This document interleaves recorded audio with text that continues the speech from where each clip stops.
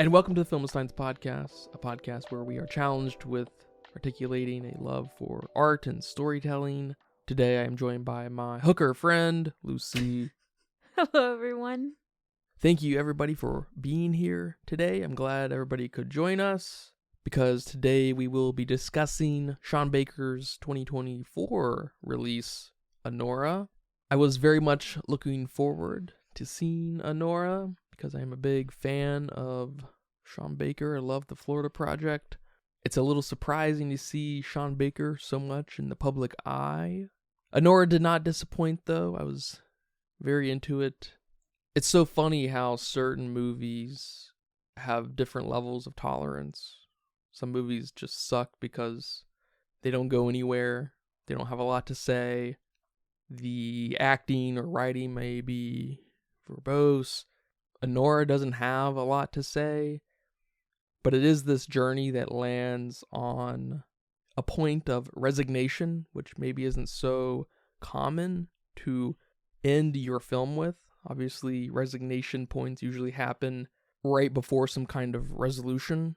But this slow development of Anora and these three guys, the two Armenian guys and the Russian Igor, the slow development of their relationship and them all kind of being the same peas of the pod and ultimately just kind of working for the haves is, I think, obviously the spotlight. They're bantering, the chemistry, and the writing is awesome.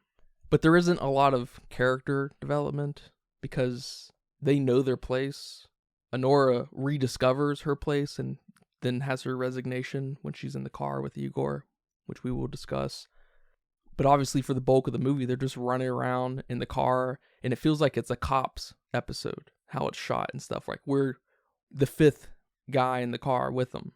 It's not super subjective on Anora's experience, but I love the slow development of Anora and Vanya and the implications of it. I wish Anora fell a little harder for him. It felt a little ambiguous whether or not she was actually in love. Maybe sort of the point because she's not the best at identifying love in general, tenderness, and she obviously has no ability to trust. The film leaves a lot to be desired because there's so much characterization and personality in the individuals and in what they banter about. It really leaves a big void of who these people actually are. What is Anora doing at home? What is she thinking about? She's so outward. Maybe an additional 10 minutes in the introduction of Anora before we're in the strip club, we get this establishment of her inability to connect outside of her profession would help. I don't know. But I'll tell you what, I'm very, very curious how you feel about this film. I know you're not the biggest fan of the Florida Project, but what do you think of Anora? It's very true. I am not the biggest fan of the Florida Project, but I really wanted to like this movie. And I promise you, I gave it my best try, but I didn't like it. And because this movie received so much love, so many accolades, I keep trying to think about what I'm missing. What's wrong with me? Yes. What am I the problem? Why am I in the minority here? And I'm with you. I can't wait to talk about it. I can't wait to either feel enlightened and say, oh, or confirm my dislike for the film. Confirm my thoughts, at least. While the plot did make sense, as far as getting from point A to B, what is going on, it didn't resonate with me. This movie was about a sex worker that falls in love with an idea and gets her feelings hurt. And the boy she falls in love with, the boy she falls for, I should say, is that just a boy, a rich spoiled brat. The beginning of the movie, and I say beginning lightly, felt so superficial. And although that later turns out to be kind of important, I had to watch 45 minutes of this. I'm sorry, but that's way too long to be a point. It makes the pacing not fit the rest of the film for me. It felt unnecessary, and it didn't start getting better for me until Garnick and Igor and Taurus came into the picture. And I will say they were my favorite part of the film. Of course, yeah. I completely agree with you. That chemistry was there. It was completely hilarious. I just wish we could have gotten more of it. It seemed like every time we were getting a little bit closer with these characters, something else would happen. We gotta move on to the next scene. Especially, obviously, when Anora and Igor are hanging out on the couch in the mansion for the last time. It just doesn't go anywhere. And it's begging to. Yeah, I think I'll agree with that. And although I do like the characters, and I agree they have a lot of personality, they felt pretty shallow. Especially Annie, our protagonist. Who is she? I know she has a sister, I know she has parents, but she doesn't seem to have a good relationship with them. And okay, Sean, are you trying to tell me that that doesn't matter? That the only thing I should know about this character is that she has trouble with relationships? But maybe if I got an ounce of her troubles or who she is, it would tell me a lot about her character and why I need to connect with this character. Yeah, it's not even clear whether or not that girl in her apartment or whatever townhouse is her sister. Yeah, I'm assuming that based on like 2 things she said. Yeah, and I think because of the level of personality and chemistry and kind of camaraderie, it exposes the lack of like history in these characters. Because there's also this slight emphasis on her name, right? Anora. It's the title of the film. We have a brief little discussion with Igor that her name means bright or light. And I'm sorry, but I didn't see any of the lightness or brightness that this girl is supposed to bring on to me. So I wasn't really clear on that. And maybe some more history would have helped, or some character development would have helped. But again, it seems so intentional that maybe I am missing something. The cinematography was great. This film was very visually pleasing. I wasn't a fan of the dialogue whatsoever. And I wouldn't go as far as calling this movie boring or vulgar, but I didn't get much behind it. It was very hard for me to get past the surface level of the film. So hard, in fact, that I'm grateful that there was a comedic side to this film. Otherwise, I would have been bored the entire 2 hours and 19 minutes. I don't know what that says about me. I don't know if I'm not interpreting this movie like I should be. Maybe I'm a bit close-minded. Maybe I've got a bit of an old soul. Maybe I'm way too comfortable in my social and economic class to relate. But what the heck is this film on a deeper level? Yeah, it's kind of funny because Sean Baker does kind of tap into the working class a little bit. And he did in his Florida Project film, right? Sure. But there often seems to be some sort of objectivity in his work too, which comes with less of a message a lot of times. It's just a sort of expose on the subject. Because I believe Anora is much more interested in almost everything amounting to when Anora mounts Igor at the end in the car. It's so hyper specific that if you don't connect with her inability to connect with others, I don't think there's anything here for you. And with that said, I think the film fails at establishing that in a more thoughtful way. Like I was kind of saying, I think the film would benefit from some establishment of Anora outside of her stripperness. Who is she at home? Before we even find out she's a stripper, who is Anora at home? Yeah, who is she in her head? And I get there's something to Anora is no longer Anora. She's Annie, the stripper. But she's so passionate and fiery and feisty that that's just not true, obviously. She's not this poster child of a sex worker. She's a human being. She's confused with herself and her situation. I was kind of thinking maybe establishing her and her mom's relationship in some form or another, because that could be such a nothing point. Oh, a stripper has a weird relationship with her mom? Go figure. You know, it's like, whatever. And then by the end of it, it's like when she's in the car with Igor and she crawls onto Igor to basically tell him thank you. This is her perspective on how to make this like sentimental transaction, is to have sex with them. And then Igor is trying to kiss her and Anora is pushing him away, and then her reality just kind of collapses right in front of us. That's her resignation of, oh, I am just a hooker. This is my way of making any kind of transaction in the world. This is all I know. This is all I have. And that's one of the really cool things about the film is Igor is kind of on that same coin. Toros and the other Armenian are kind of all part of the same coin of being have-nots and having to work for the ones who have. The film just seems to be not all that interested in, I guess, kind of punching you at that point, because there's not a lot of like symbolic or foreshadow kind of setup for what's to come in that way. It's just this very linear development of a confused person. I think it would have helped if Anora fell in love a little harder, because that was a confusing point in its own right. At some point where you're asking yourself, how invested is she even in this? Like, she doesn't love Vanya. Is she just after his money? Like, it's just like, it's weird that she's being folded into this on her own accord on some level. Of course she's being attacked. People are calling her prostitutes and hookers or whatever, and she's like, I'll show you, hooker. And obviously it's a little bit important that she is just kind of a hooker, and she has that moment of, revelation. It's like, oh wow, I'm what everyone says I am. And it's kind of funny because there's a lot I like about this movie, but that seems to be a fundamental point that we forgot to include in the movie.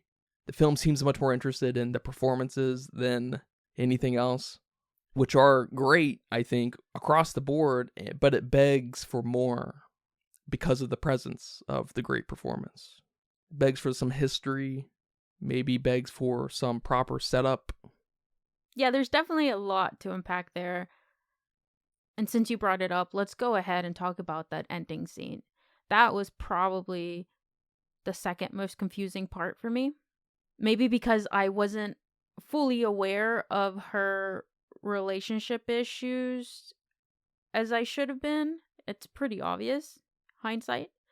But there was a slight disconnect in the end for me because she was so feisty and standing up for herself during the entire middle of the film, during all her actions with not only the henchman, but the mom.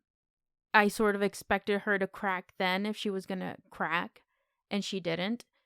And she didn't even crack at the end when they were on their way to Las Vegas to get the annulment, and they were on the stairs of the plane, and she's trying to desperately talk to Ivan, and he's like, "Are you stupid?" Which was a very, at least, emotional moment for me, him telling her that, and just her face. No one wants to be called stupid, and then when you are, or I guess when you have acknowledged that, okay, maybe I was stupid in this situation and I was just hoping for the best or hoping for a different idea, she didn't crack then either. Like, I cracked for her. And you're right, it's never explicit or obvious whether she's in love with him or not. I guess I interpreted it as she's in love with the idea of being free, of finding someone to take care of her financially and emotionally, and she's just desperate to hold on to that idea the entire film. And I also think that this movie is a little bit more subjective than objective, so I have to form my own opinions and thoughts behind who this character is. Not a lot was given to me, but with what I could infer, it caught me off guard that that was her reaction to someone being nice to her, or maybe her potentially liking somebody for who they are as a person. If she were just a sex worker, then it would make sense for that to be her reaction, but she's not. At least not how I pictured her in my head.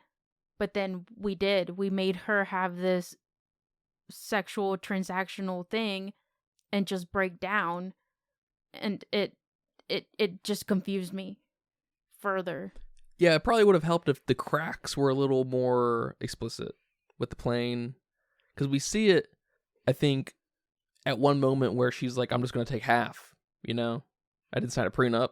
And then the mom's like, no, you're not. I'm gonna kill your family. And she immediately surrenders. The Anora from an hour before wouldn't have surrendered so easily.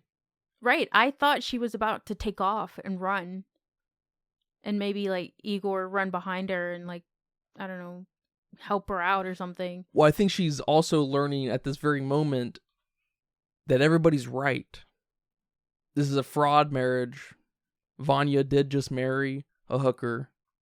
Hopefully she's realizing that she doesn't want to be tied to this piece of shit. Right? She's realizing that she's losing. And it does somewhat come across, but I'm with you, not enough.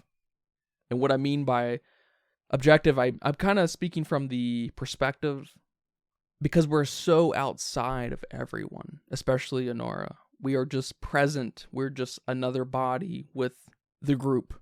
Around the time when Vanya's parents show up is when the film, I think, should have taken a little bit more of a subjective point of view. And we focus a little bit more on Anora. We get inside her head. We see her soften with Igor, which we see the faintest little hairline cracks of. But at this point, we are 85% through the movie for this big moment that everybody's right about Anora. And it's so funny because I can't get away from it that everything is so good. The performances are so good. The order of operations is so good. The reactions are so good. We just don't get to see inside of anybody. If anyone, we get to see inside of Igor just because he's nice. You know, he has this kind of mysterious thing that is misleading at the beginning. I do like the beginning a lot when Taurus and them were introduced because it feels like a mafioso type thing. Like, are these guys dangerous? Right. But then you obviously slowly realize that they are just like Anora, working for the man, doing their dirty work, babysitting. And I can't get away from that, but I'm totally with you where we just, for some reason, didn't get enough of how anyone ticks. Especially if there's any underlining thing about sex workers or people too, which I don't think is so much here.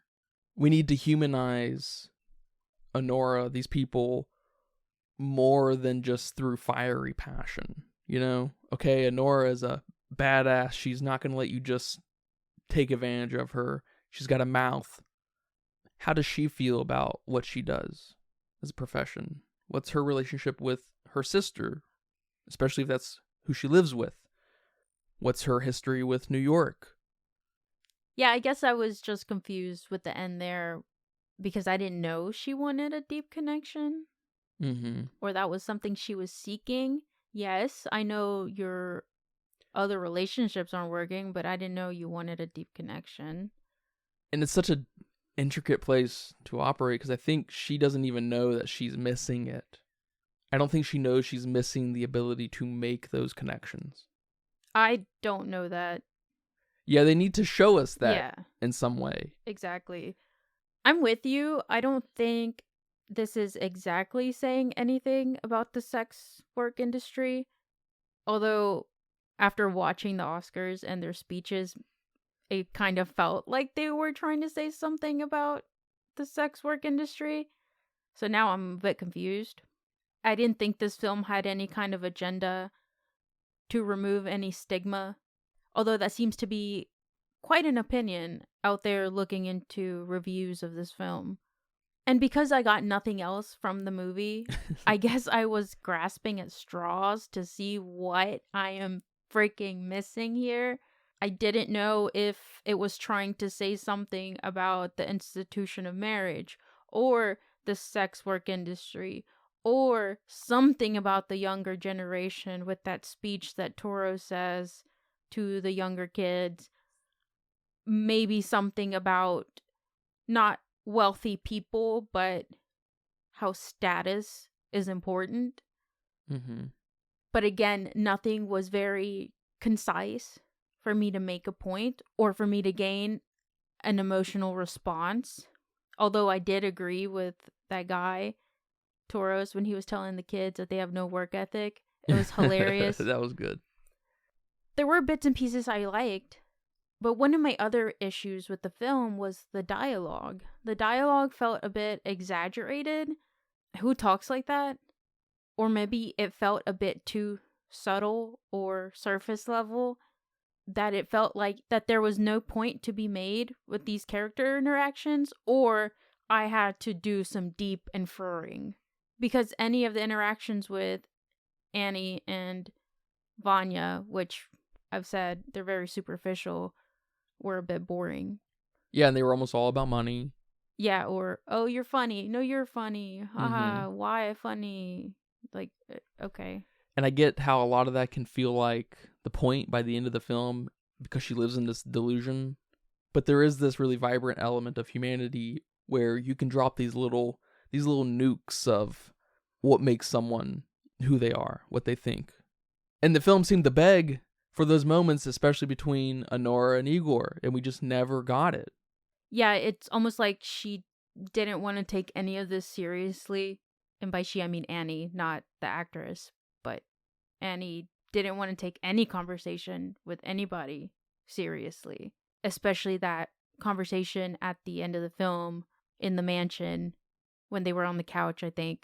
And that was kind of the moment for them to open up, and she never did.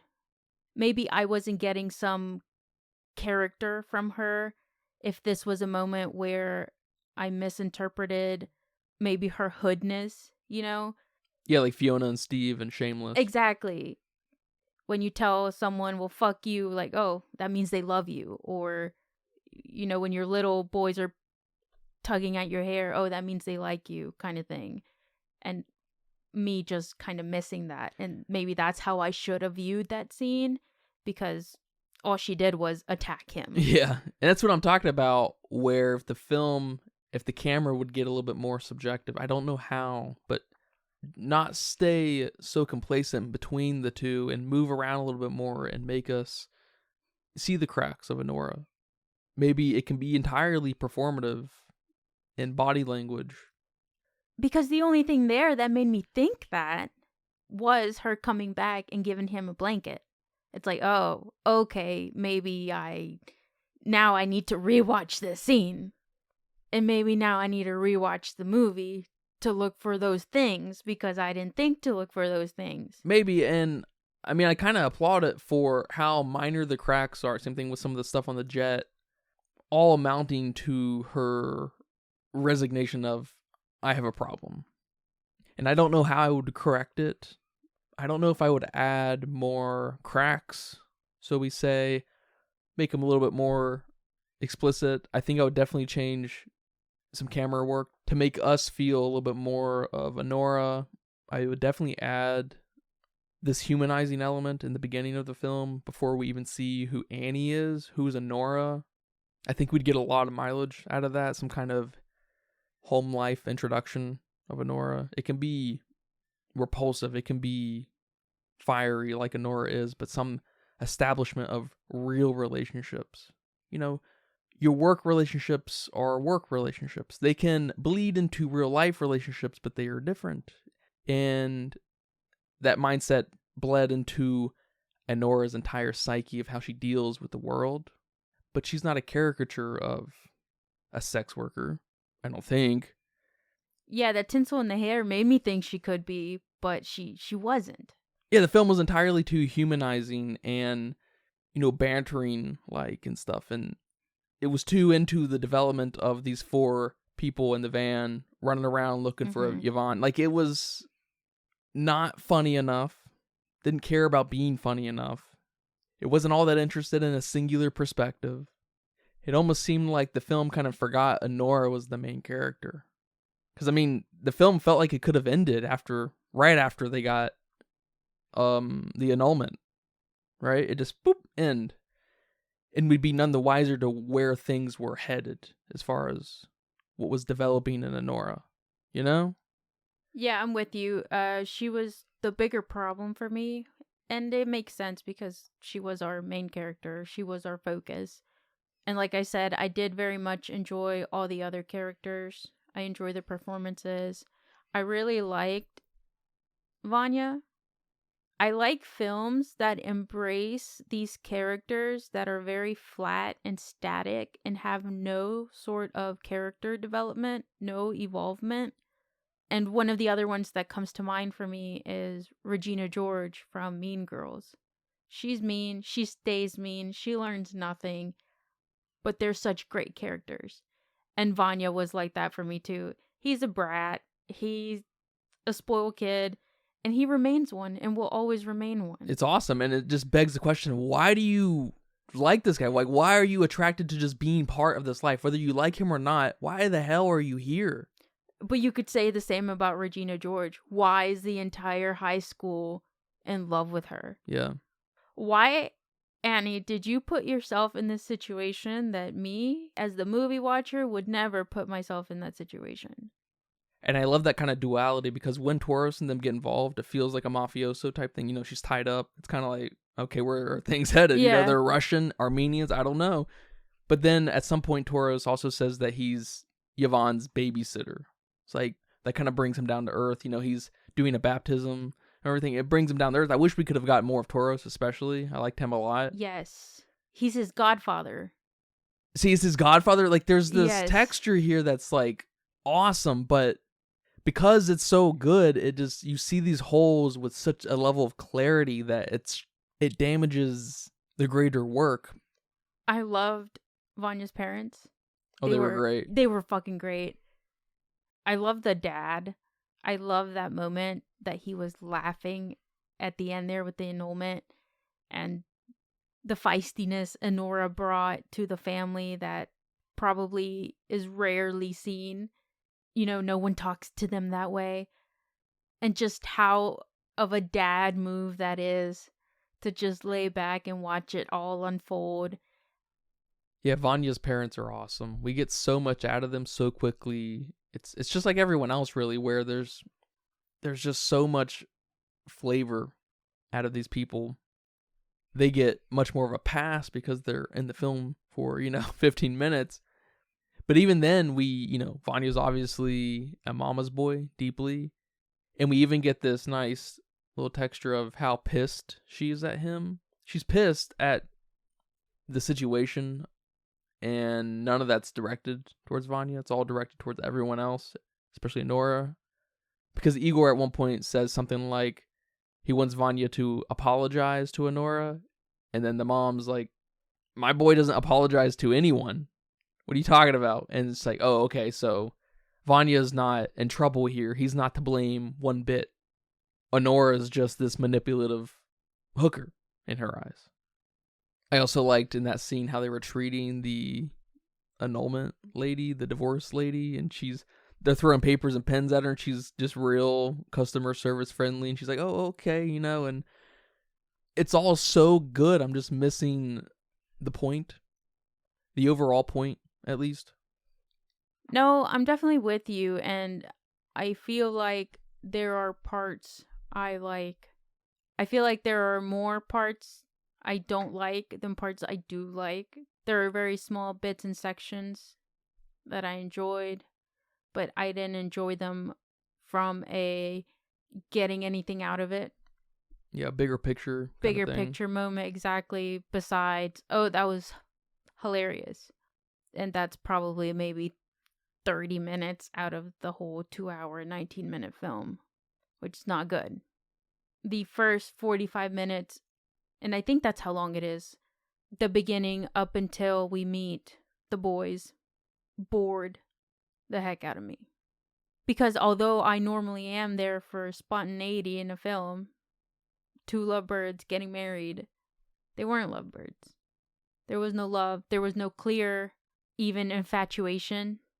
Yeah, it felt like, are you in this for the money? Yeah. I mean, I guess I can't blame you. He's slinging $15,000 at you for a week. Oh, heck yeah. And you want a green card? Sure. How much are you going to pay for that? So just that superficialness didn't sit right with me. And although now later on in the film, I know there was a point to it. It's not a great start. Yeah, and I'm with you. In the end, just doesn't punch hard enough. It's a good punch, but I didn't even receive it as a good punch. yeah, there's not enough to chew on after the fact. It was just like a what the heck is going on now moment for me. Didn't you just talk about sexual assault and now you're jumping on this man? Like what is going on? Her social contract with the world is a distorted one, and the means to the end mostly meanders through a largely pointless journey where we get fine hair fractures in Anora, and there's almost some implication of she's so delicate that that's what it takes, these hairline fractures, to tear her down. And I suppose the outward passion, fiery soul is a facade, but there's just a frustrating lack of reason, I suppose. Yeah, I just want to know why people like this movie.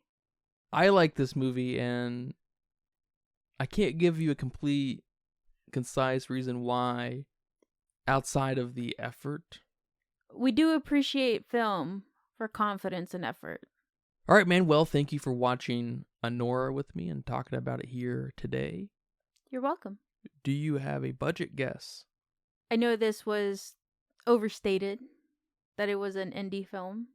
So, of course, my budget guess is going to go lower than I normally would. So, I'm going to go with 10. I was originally going to give it 15 mil, but maybe I'm going with 10. Not super confident in that, though.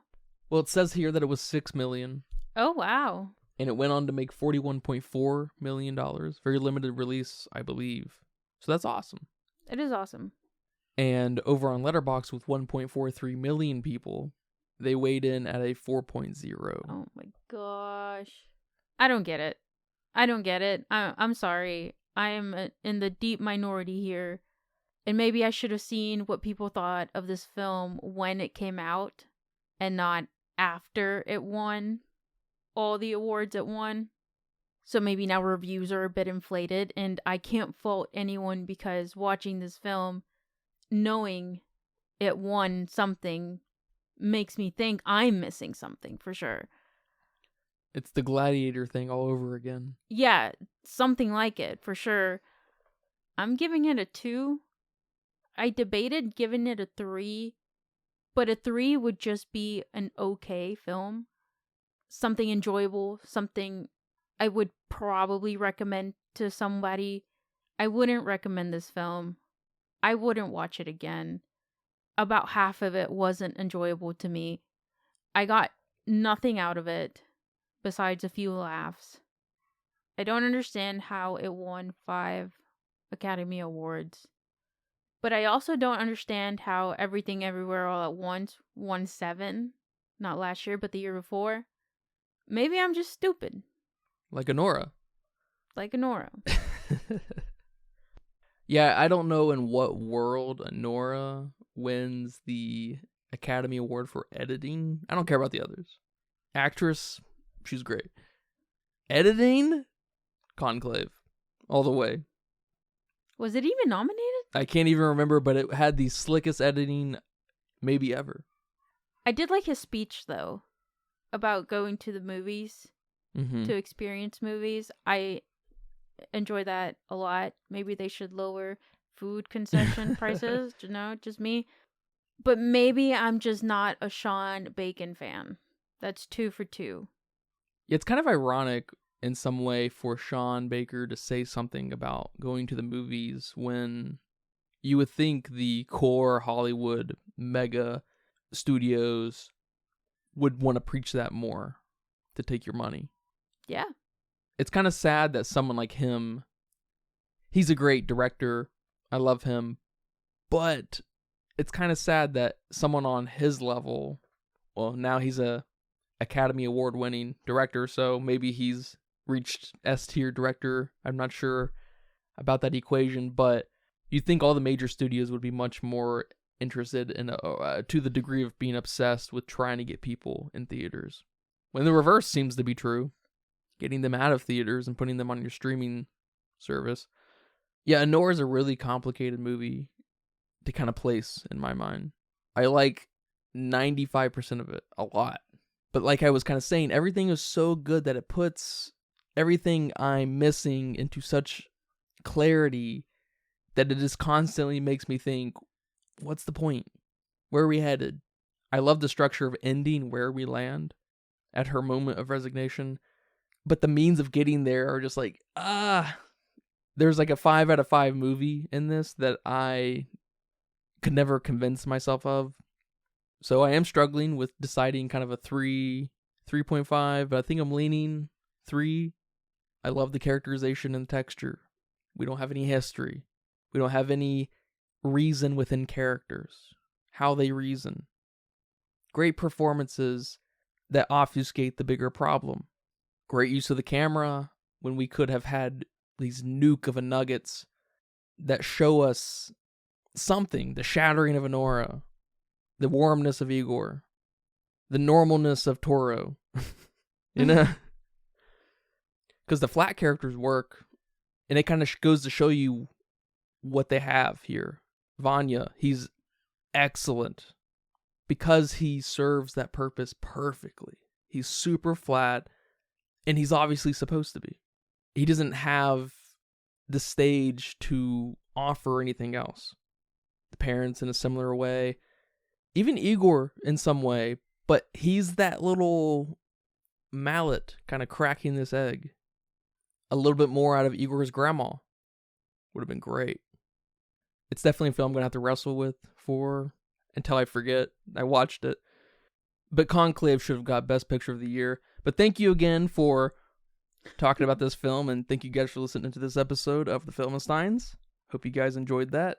Remember, we post every Wednesday and Friday with brand new episodes of The Filmistines and all of our free feeds, and every other Monday on patreon.com/Filmistines for Patreon exclusive episodes.